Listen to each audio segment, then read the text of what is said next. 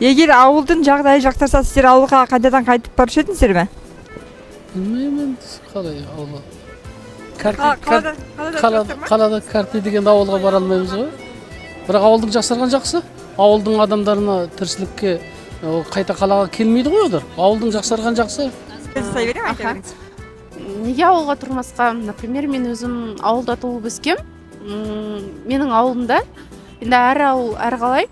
Дегенмен де менің ауылым жақсы, барлық жағдай жасалған.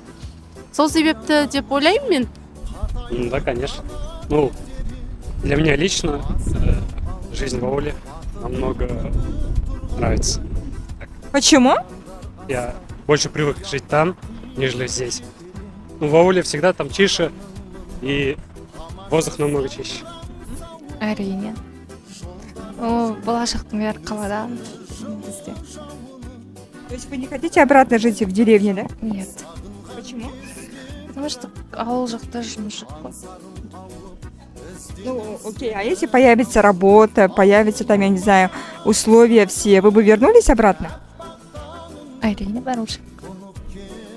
Жоқ, рас енді ауыл жақсы болса жақсы, ауылдың арқасында қала көркейеді.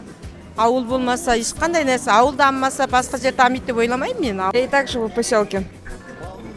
А вы так живете Да. в деревне, да? И как вам там нравится? Да, с рождения там. С рождения там живу.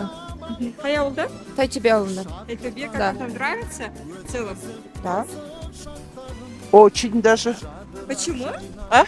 Почему? Мне нравится все-таки все домашнее, натуральное, свое будет, независимо ни от кого.